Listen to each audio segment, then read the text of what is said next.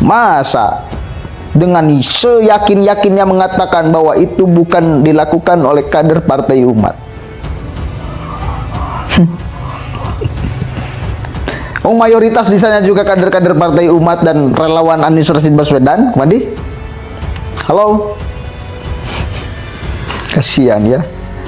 Nggak mungkin kader Partai Umat, kata si Mustafa. Kapan kader Partai Umat melakukan pelecehan seksual? Itu pasti penyusup itu, kata Mustafa. Yang partai baru dibentuk, baru lolos. Baru aja, partai baru seumur jagung aja. Ya perjalanannya belum terlalu panjang.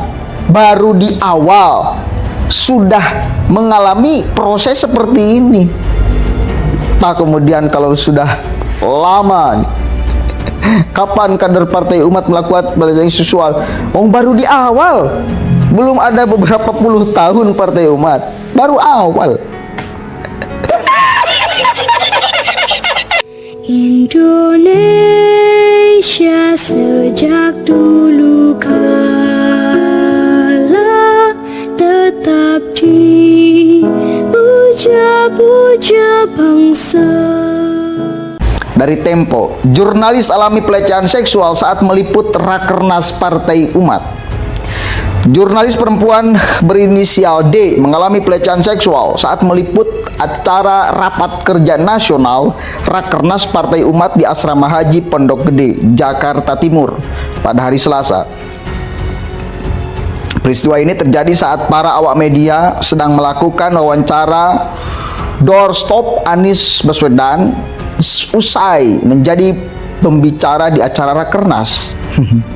Situasi doorstop penuh sesak. Selain awak media, kerumunan ini juga dipadati oleh kader Partai Umat dan para relawan Anies Baswedan.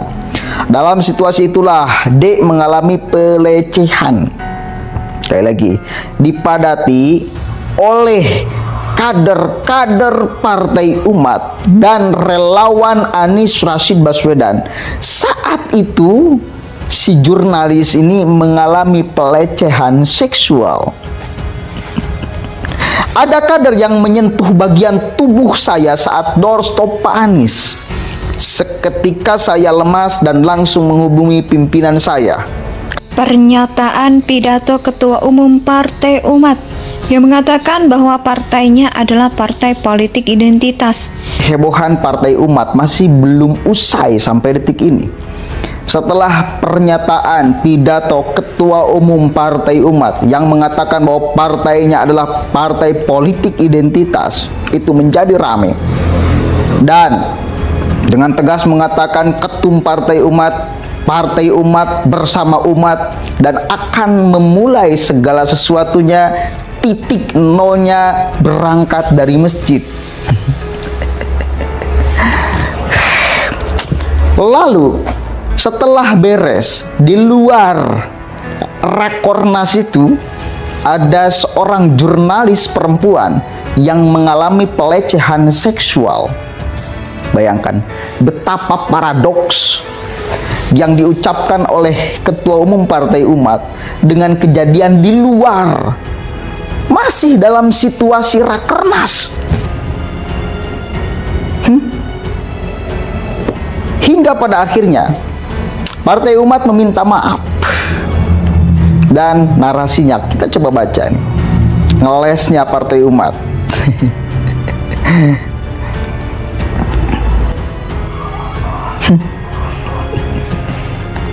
Mayoritas di sana juga kader-kader Partai Umat dan relawan Anies Rashid Baswedan, Madi. Halo. Kasihan ya. Nggak mungkin kader Partai Umat, kata si Mustafa. Kapan kader Partai Umat melakukan pelecehan seksual? Itu pasti penyusup itu, kata Mustafa. Yang partai baru dibentuk, baru lolos. Baru aja, partai baru seumur jagung aja. Ya perjalanannya belum terlalu panjang. Baru di awal sudah mengalami proses seperti ini. Tak kemudian kalau sudah lama nih, kapan kader Partai Umat melakukan pelecehan seksual? Baru di awal. Belum ada beberapa puluh tahun Partai Umat, baru awal. Artinya di awal sudah seperti ini. Ya, di awal sudah seperti ini. Itu menjadi ramai dan dengan tegas mengatakan ketua Partai Umat, bersama umat dan akan memulai segala sesuatunya. Titik nolnya berangkat dari masjid.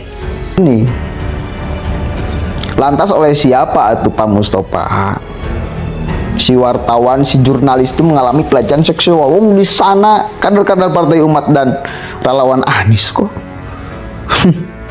Mustafa turut mempersoalkan korban pelecehan yang tidak langsung melaporkan peristiwa itu kepada panitia. Ia menyatakan bakal berupaya menelusuri dan mengusut kasus ini hingga tuntas. Saya baru dapat laporan, kami belum dapat laporan dari korbannya. Kenapa nggak lapor ke kami? Itu masalahnya.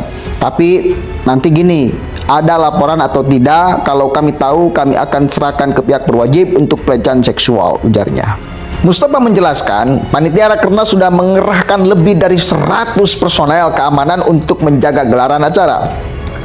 Ia kemudian minta maaf karena kendati personel keamanan sudah maksimal, namun tidak bisa membedakan pelaku pelecehan dengan kader partai. Nah, berarti kan tidak dipasang kemudian apa minimal apa, ini kan suka ada yang gantung bahwa ini peserta atau kader partai. Masa peserta Rakernas tidak ada ciri khususnya? Kan mestinya ada. Kalau bener partai bener gitu loh ya. Kan biasanya kayak gitu acara Rakernas. Kata D.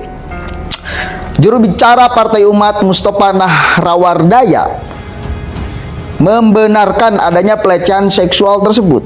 Kendati demikian, ia menampik pelaku pelecehan merupakan kader partainya.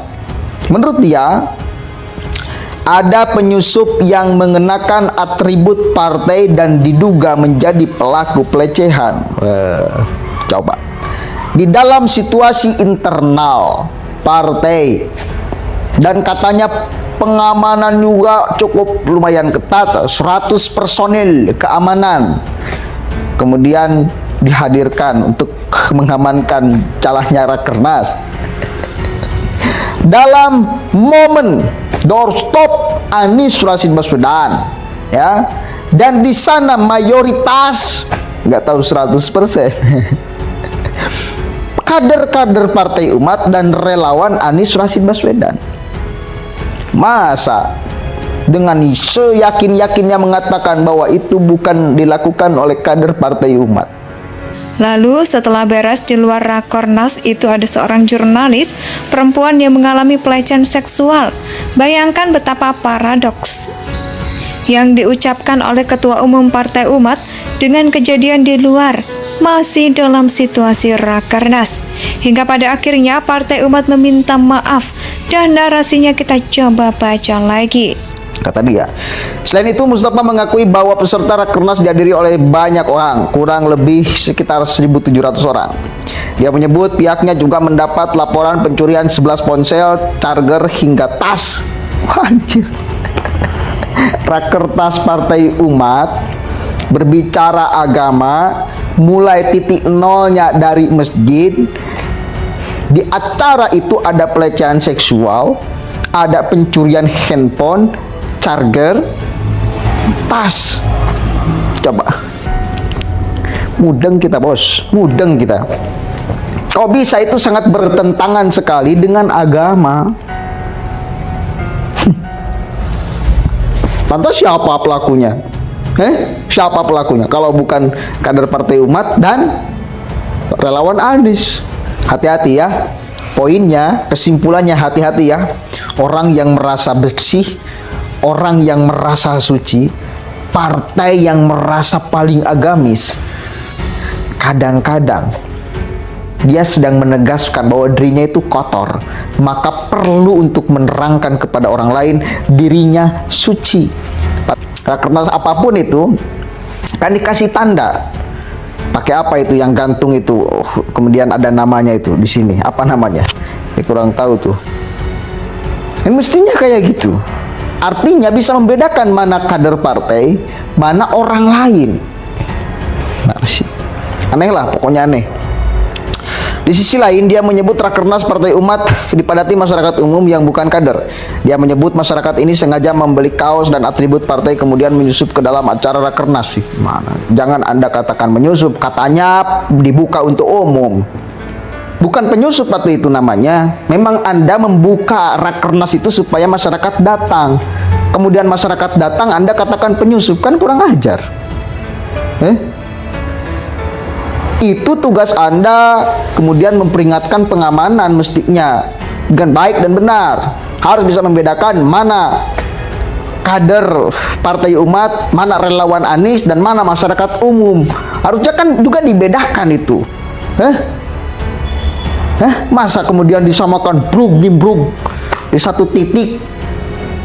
Nggak rasional. Kalau memang sesembarangan itu, berarti manajemennya nggak jelas nih Partai Umat. Mereka bisa membeli kaos, di luar ada juga bazar yang menjual atribut. Jadi kalau bukan orang Partai Umat, beli kaos biasa bisa saja. Indonesia tanah air beta, pusaka abadi nan jaya.